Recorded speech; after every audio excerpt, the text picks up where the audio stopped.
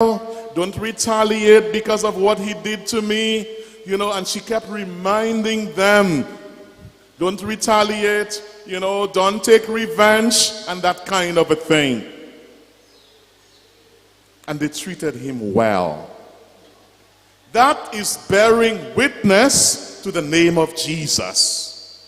How do you bear witness to the name of Jesus in this modern society, in this time of ours? How do you bear testimony to Jesus?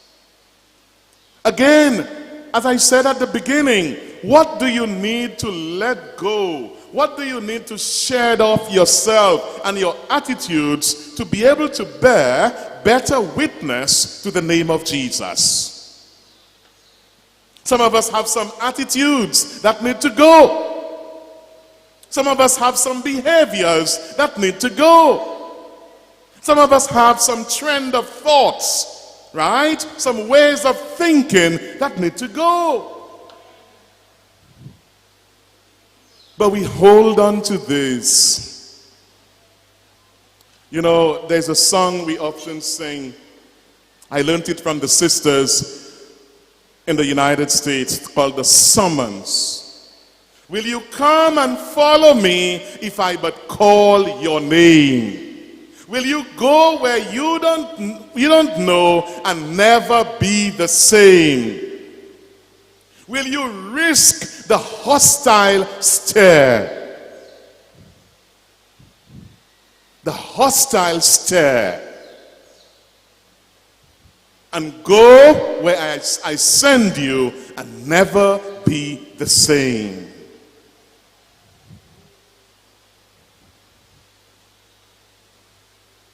The song Do Not Be Afraid, that we find the words in chapter 43 of the prophet Isaiah.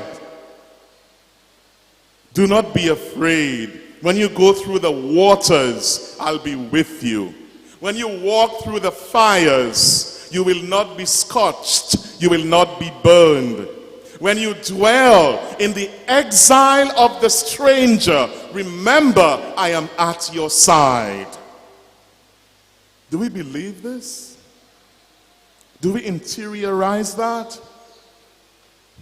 Do we really make this a part of our existence, a part of our everyday lives?